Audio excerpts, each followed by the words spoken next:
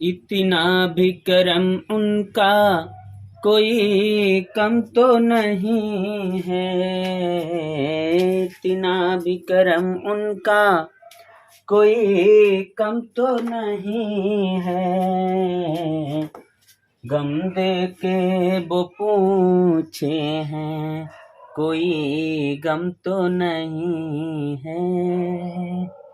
चलिए आइए दोस्तों, हम आगे बढ़ते इसी के साथ। हमने आप लोगों को जो है राजनीति शास्त्र क्या है, राजनीतिक सिद्धांत क्या है, इसके बारे में बताया। आगे हम बताते हैं आपको राजनीतिक सिद्धांत के दृष्टिकोण या उपागम। देखिए, आप देखिए क्रम बाय तरीके से हम लोग चल रहे हैं और इसमें हम कुछ भी आपको छोड़ नहीं रहे हैं, ठीक है। आपको एक तरफ से पूरा सिलेबस पीजीटी टीजीटी का जो पूरा सिलेबस आपको कराया जाएगा, और जो और भी नया जीआरएफ देने वाले स्टूडेंट हैं उनके लिए भी यूजफुल है। वो सब एक ही सब्जेक्ट रहता है, मिलता जुलता, कुछ थोड़ा चेंज रहता है। देखिए, राजनीतिक सिद्धांत के दृष्टिकोण या उपागम, हम इसको दो भागों में बांटा है। पहला परंपरागत दृष्टिकोण, दूसरा आधुनिक दृष्टिकोण। परंपरागत दृष्टिकोण के अंतर्गत दार्शनिक दृष्टिकोण, ऐतिहासिक दृष्टिकोण और वैधानिक दृष्टिकोण। इधर हम देखते हैं आधुनिक दृष्टिकोण के अंतर्गत क्या क्या है। शक्ति आधारित दृष्टिकोण, प्रत्यक्षवादी दृष्टिकोण, व्यवहारवादी दृष्टिकोण और व्यवस्था सिद्धांत का दृष्टिकोण। ठीक है, चलिए अब हम एक एक करके इनको समझने की कोशिश करते हैं। परंपरागत दृष्टिकोण के अंतर्गत हम पढ़ते हैं पहले दार्शनिक दृष्टिकोण को। देखिए, दार्शनिक दृष्टिकोण क्या है? जो दार्शनिक, जो नैतिकता पर आधारित हो, ठीक है, कि ऐसा होना चाहिए, राजा ऐसा होना चाहिए, शासक ऐसा होना चाहिए। चाहिए की बात अधिकतर होती है। जैसे हम कहते हैं, देखिए समझिए, इसमें दार्शनिक तथा नैतिक आधारों पर समस्या का समाधान किया जाता है। इसमें क्या है कि स्थान पर क्या होना चाहिए पर अधिक बल दिया जाता है। ठीक है, एक दार्शनिक दृष्टिकोण काल्पनिक, ऐसा नहीं कि यह संभव हो, सिर्फ इसमें चाहिए पर बात होती है। ठीक है, आप प्लेटो का सिद्धांत इसमें पढ़ेंगे आप तो आपको समझ में आएगा। देखिए, दार्शनिक दृष्टिकोण के विचारक हैं प्लेटो, रूसो, कांट, हीगल, लियो स्ट्रास, ठीक आदि। अब देखिए, दार्शनिक दृष्टिकोण को हमने आपने बताया, यहाँ पर काल्पनिक बातें होती हैं। ठीक है, काल्पनिक बातें होती हैं। क्या होना चाहिए कि राजा एक अच्छा होना चाहिए, राजा नैतिकता होना चाहिए हर व्यक्ति के अंदर, शासक ऐसा होना चाहिए, इस तरीके की बातें आपको देखने को मिलेंगी। ठीक है, तो इसमें अगर सवाल आपसे पूछेगा तो पूछेगा दार्शनिक दृष्टिकोण के विचारक कौन है, तो आप देख लीजिए, प्लेटो हैं, रूसो भी हैं, कांट हैं, हीगल हैं, लियो स्ट्रास, इनमें से कोई एक आ जाएगा। ठीक है, अगला देखिए ऐतिहासिक दृष्टिकोण। तो ऐतिहासिक दृष्टिकोण क्या होता है? इतिहास से आधारित होता है। इतिहास मतलब वर्तमान की समस्या का जो समाधान किया जाता है, वर्तमान को देखा जाता है, तो इतिहास को देखते हुए कि आखिर इतिहास में क्या हुआ है, कैसा हुआ है। जैसे हम बात करते हैं, इसमें कहा गया है कि वर्तमान की समस्या का समाधान करने के लिए इतिहास की मदद लेनी होगी। इसमें जो है वर्तमान में कैसा क्या होता है, हम इतिहास पढ़ते हैं। इतिहास इसीलिए पढ़ा जाता है कि इतिहास में क्या हुआ है, जिससे कि हम वर्तमान की समस्याओं का समाधान किया जा सके।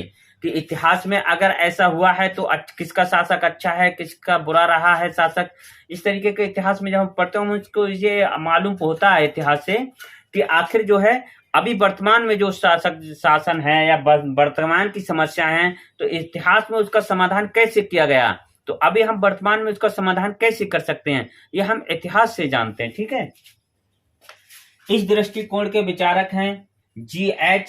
सेवाइन, कैटलिन डनिंग आदि। ठीक है, अगर इसमें पूछ लिया कि आप बताइए ऐतिहासिक दृष्टिकोण के विचारक कौन हैं, तो आप कहेंगे सेवाइन, कैटलिन डनिंग, इनमें से कोई एक आ जाएगा और आपको एक टिक करना होगा। ठीक है, वैधानिक दृष्टिकोण, अगला देखिए आप, वैधानिक दृष्टिकोण। इस दृष्टिकोण में समस्याओं का समाधान राजनीतिक संस्थाओं तथा राज्य के कानूनों द्वारा किया जाता है। वैधानिक का मतलब एक तरीके से कानूनी दृष्टिकोण। इसमें संविधान का सहारा लिया जाता है, संविधान के अनुसार कोई कानून बनता है, ठीक है, और किसी समस्या का समाधान किया जाता है। इस दृष्टिकोण के विचारक हैं बोंदा, हॉब्स, बेंथम, ऑस्टिन, डाइसी आदि। ये आपको विचारक देखने को मिलेंगे। अगर आ गया कि वैधानिक दृष्टिकोण के विचारक कौन है, तो इनमें से कोई एक दे देगा, बौंदा, हाफ्स, बैंथम, ऑस्टिन, डाइसी में से, तो आपको एक टिक करना होगा। ठीक है, आइए, मुझे लगता है आपको समझ में आ गया होगा। चलिए इसको आप नोट करिए। अब हम इसके बाद में आधुनिक दृष्टिकोण के बारे में चर्चा करेंगे।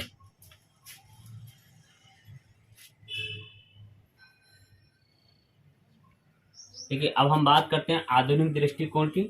आधुनिक दृष्टिकोण क्या? इस दृष्टिकोण को अनुभव पर आधारित माना जाता है। व्यक्ति अपने अनुभव शेयर करता है इसमें। ठीक है, जैसे अब इसको हम एक एक करके देखेंगे। पहला इसमें क्या है? आधुनिक दृष्टिकोण का शक्ति आधारित दृष्टिकोण, ये इसी के अंतर्गत है, आधुनिक दृष्टिकोण के ही अंतर्गत है। ठीक है, क्या है शक्ति आधारित दृष्टिकोण? कोई भी व्यक्ति शक्ति से अपने हित पूरे कर सकता है। कोई भी व्यक्ति शक्ति से अपने हित पूरे कर सकता है। ठीक है, जो शक्तिशाली है, जो पावरफुल है, वो अपने हितों को पूरा कर सकता है। ठीक है, लास्वेल के अनुसार क्या कहते हैं ये? राजनीति का तात्पर्य शक्ति को आकार देने तथा उसमें हिस्सेदारी करने से है। आपको जो है वो पूछ सकता है आधुनिक दृष्टिकोण की कोई परिभाषा दीजिए, या शक्ति आधारित दृष्टिकोण ना पूछे, वो सिर्फ इतना पूछ ले कि आधुनिक दृष्टिकोण के विचारक कौन से हैं। तो लास्वेल हैं, रॉबर्ट डैहल हैं, मैक्स वेबर हैं, और भी हैं। तो कहने का मतलब, अगर वो शक्ति आधारित पूछे तो इसके अंतर्गत है, इसके अंदर है, तो इसके अंदर फिर ये पूछेगा। अगर इनकी परिभाषा पूछे तो लास्वेल के अनुसार इन्होंने क्या कहा है, तो आप कहेंगे राजनीति का तात्पर्य शक्ति को आकार देने तथा उसमें हिस्सेदारी करने से, मतलब राजनीति का जो तात्पर्य है वो कि शक्ति को बड़ा करना, आकार देना और इसमें हिस्सेदारी करना। ठीक, अगला देखिए, हम बात करते हैं रॉबर्ट डैहल के अनुसार इन्होंने क्या कहा है कि राजनीति में शक्ति, सत्ता व शासन का विस्तृत प्रयोग किया जाता है। राजनीति में क्या? शक्ति का प्रयोग किया जाता है, सत्ता का भी, शासन का भी बहुत बड़ा प्रयोग किया जाता है, विस्तृत प्रयोग किया जाता है। ठीक, अगला देखिए, मैक्स वेबर क्या कहते हैं? सरकार ही शक्ति का प्रयोग करती है। कौन करता है? सरकार ही शक्ति का प्रयोग करती है, लेकिन वह बाध्यकारी होने के साथ साथ आधिकारिक भी होती है। वह बाध्यकारी होती है। ठीक है, बाध्यकारी होने के साथ साथ वो आधिकारिक भी होती है। ठीक, अगला देखिए, हम बात करते हैं दूसरा प्रत्यक्षवादी दृष्टिकोण का। इसकी देखिए, यह दृष्टिकोण मूल्य मुक्त है, मतलब वैल्यू फ्री है, होकर तथ्यों का वैज्ञानिक अध्ययन करता है। वैज्ञानिक अध्ययन होता है कि सत्यता क्या है। इसकी मान्यता है कि विज्ञान ही ज्ञान पर एकाधिकार रखता है। जो विज्ञान होता है, अगर विज्ञान के आधार पर ही क्या है, ज्ञान एकाधिकार रखता है, विज्ञान के आधार पर ही ये अपना निर्णय लेता है। ठीक है, आगे देखिए, व्यवहारवादी दृष्टिकोण, मनुष्य के व्यवहार को समझकर ही समस्या का समाधान किया जाता है। व्यवहारवादी दृष्टिकोण में क्या है कि मनुष्य का व्यवहार समझकर ही उसकी समस्या का समाधान किया जाता है।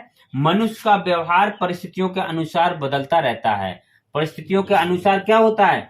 मनुष्य का व्यवहार बदलता रहता है। जैसा कहते हैं, जैसे हवा चलती है वैसी पीठ कर ली जाती है। इसके समर्थक हैं Robert Dahl, David Truman, David Miller, James Charlesworth और डेविड ईस्टन। ठीक है, तो ये इसके क्या हैं? समर्थक हैं। इनमें से कोई भी आ सकता है कि व्यवहारवादी दृष्टिकोण के समर्थक कौन है या विचारक कौन है। तो Robert Dahl, David Truman, David Miller, James Charlesworth और डेविड ईस्टन। अगला देखिए, डेविड ईस्टन ने 8 प्रकार के व्यवहारवादी बताए हैं। व्यवहारवाद 8 प्रकार के इन्होंने, डेविड ईस्टन ने जो बात की है, 8 प्रकार के व्यवहारवाद बताए हैं। हम उनके बारे में एक एक करके आपको बताते हैं। उनको 8 को हम लिखवा देते हैं यहाँ पर, पहले आप इसको नोट कर लीजिए। देखिए, अब हम बात करते हैं डेविड ईस्टन के व्यवहारवाद के 8 प्रकार।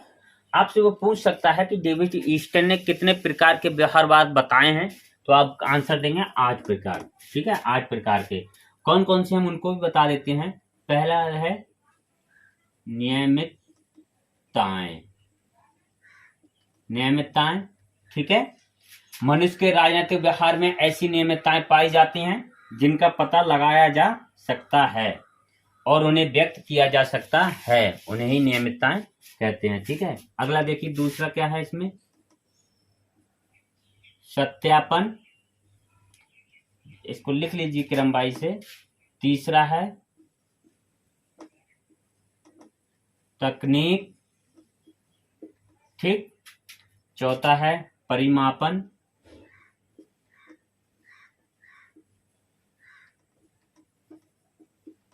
सत्यापन तकनीक की बात होती है, परिमापन की बात होती है, यहाँ पर वैल्यू की बात होती है, मूल्य, ठीक। यहाँ पर क्रमबद्धता की बात होती है, और 7 है विशुद्ध विज्ञान, विशुद्ध विज्ञान,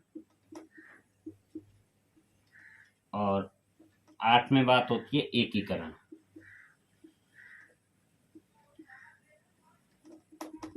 एकीकरण। ये 8 व्यवहारवाद उन्होंने बताए थे। इसके बाद में उन्होंने क्या करा, अपने ही व्यवहारवाद की आलोचना की और उत्तर व्यवहारवाद की बात कही थी।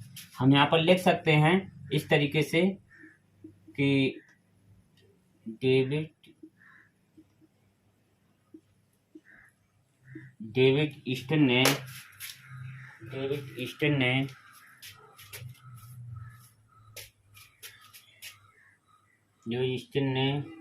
ही इसकी आलोचना की। नोट करके चाहे लिख सकते हैं आप, ठीक। डेविड ईस्टन ने ही इसकी आलोचना की और उत्तर व्यवहारवाद की बात की, ठीक है, उत्तर व्यवहारवाद की बात की। इन्होंने खुद ही अपने व्यवहारवाद की आलोचना की और खुद ही मतलब अपने जो है लास्ट में जाकर खुद ही व्यवहारवाद की आलोचना करी, और एक और उत्तर व्यवहारवाद की इन्होंने बात कही है। तो अगर हम बात करें कि उत्तर व्यवहारवाद की बात किसने कही है, तो आप कहेंगे डेविड ईस्टन ने, ठीक है। और उत्तर व्यवहारवाद में इन्होंने क्या करा, उत्तर व्यवहारवाद की 7 विशेषताएं बताई थी। इन्होंने कितनी विशेषता, इसको आप नोट करिए पहले, तब आगे लिखवाते हैं। देखिए, अब देखिए उत्तर व्यवहारवाद की, इसको नोट कर लिए होंगे आप लोग, समझिए थोड़ा।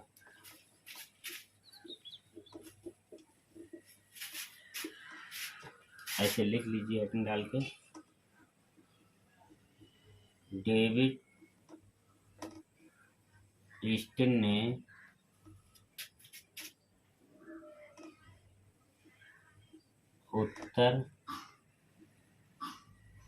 उत्तर व्यवहारवाद की 7 विशेषताएं बताई,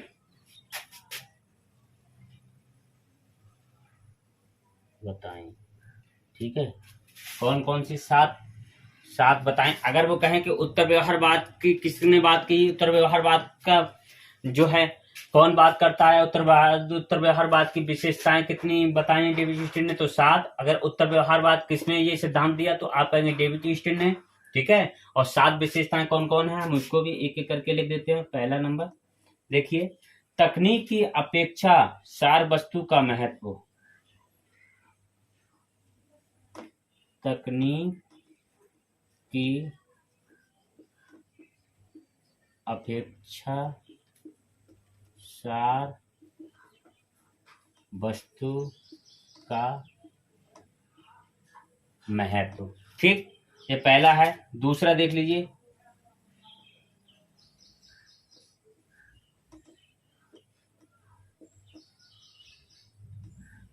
सामाजिक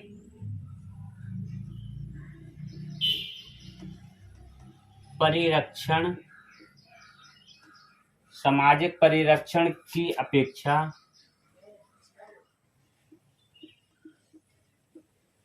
सामाजिक परिरक्षण की अपेक्षा सामाजिक परिवर्तन पर जोर, सामाजिक परिवर्तन पर जोर, ठीक। दूसरा, तीसरा देख लीजिए,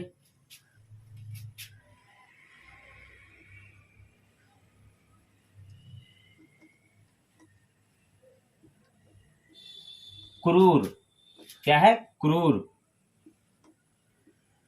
राजनीतिक, क्रूर राजनीतिक यथार्थताओं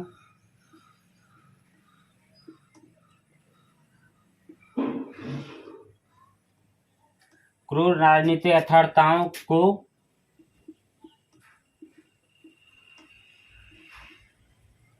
स्वीकार करना। ठीक, आगे देखिए, चौथा समझ लीजिए, मूल्य को महत्व देना, मूल्यों को महत्व देना। ठीक, पांचवा देख लीजिए, बुद्धिजीवियों का उत्तरदायित्व सुनिश्चित करना।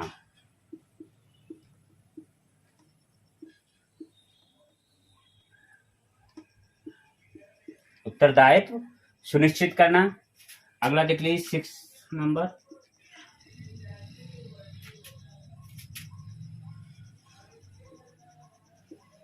क्रिया निष्ठता पर जोर। ठीक, एक और बचा है, इसको भी देख लीजिए 7, व्यवसायों का राजनीतिकरण,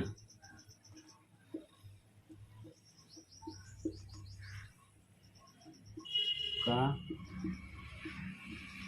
राजनीतिकरण। ये 7 विशेषताएं अगर को पूछने लगे कि उत्तर व्यवहारवाद की डेविड ईस्टन ने कितनी विशेषताएं बताई, तो आप कहेंगे 7। उत्तर व्यवहारवाद का सिद्धांत किसने दिया, डेविड ईस्टन ने। डेविड ईस्टन ने उत्तर व्यवहारवाद की कितनी विशेषताएं बताई, 7।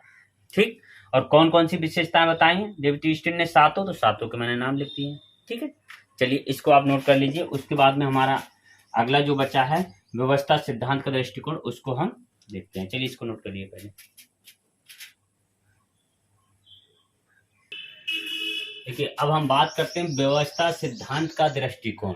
देखिए इसमें देखिए, राजनीतिक या सामाजिक व्यवस्था ऐसे मनुष्यों से मिलकर बनती है जो आपस में अंतःक्रिया करते हैं। ऐसे मनुष्यों से मिलकर बनती है राजनीतिक व्यवस्था या सामाजिक व्यवस्था, जिसको हम बोलते हैं कि जो आपस में अंतःक्रिया, मिले हुए हों, अंतःक्रिया करते हों। इसका प्रयोग डेविड ईस्टन व आमंड कोलमैन द्वारा किया गया है। इसका प्रयोग ईस्टन के द्वारा और आमंड कोलमैन के द्वारा किया गया। देखिए, डेविड ईस्टन पहला राजनीतिक वैज्ञानिक था जिसने व्यवस्थित प्रतिमान या मॉडल को व्यक्त किया। अगर पूछ लिया जाए कि कौन सा ऐसा वैज्ञानिक था जिसने व्यवस्थित मॉडल प्रस्तुत किया, तो डेविड ईस्टन, या व्यवस्थित प्रतिमान प्रस्तुत किया तो कौन था, डेविड ईस्टन।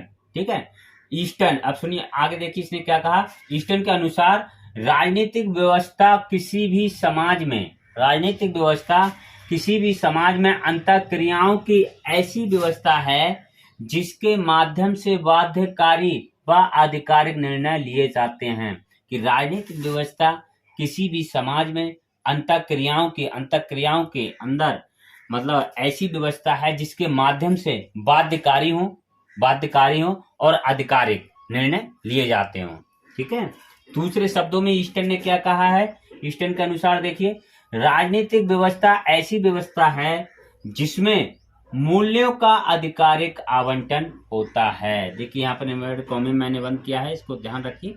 तो ये पूछ सकता है कि डेविड ईस्टन ने क्या कहा, तो ये दे देगा, इतनी लाइन दे देगा आपको ये सेंटेंस दे देगा कि राजनीतिक व्यवस्था ऐसी व्यवस्था है जिसमें मूल्यों का आधिकारिक आवंटन होता है। वो पूछ लेगा कि मूल्यों का आधिकारिक आवंटन होता है, ये किसने कहा, ईस्टन ने कहा, डेविड ईस्टन ने कहा।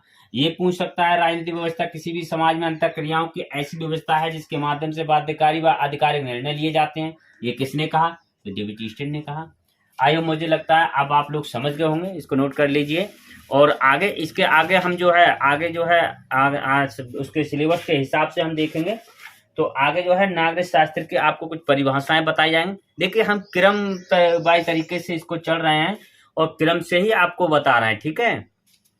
आपको ऐसा नहीं कोई ऐसा टॉपिक उठा लिया भाई, कहीं कहीं आपको लगेगा बहुत अच्छा मतलब समझाने वाली चीज है तो उसको बहुत अच्छे से समझा दिया जाएगा, और कहीं कहीं आपको भी लिखना ही होगा। ये आता है एग्जाम में तो आपको ये लिखना ही होगा, इसमें कोई ऐसी चीज नहीं है कि आपको नहीं लिखना हो या आपको नहीं याद करना हो। भाई इसको आपको समझना पड़ेगा, याद करना भी पड़ेगा, इसको देखना पड़ेगा, क्योंकि ऐसे ही पूछता है, ठीक है। ऊपर ऊपर से आपको पढ़ा दें हवा में, वो अच्छा नहीं लगता। चलिए आप लोग खुद ही समझदार हैं। चलिए बहुत बहुत शुक्रिया। जय हिंद।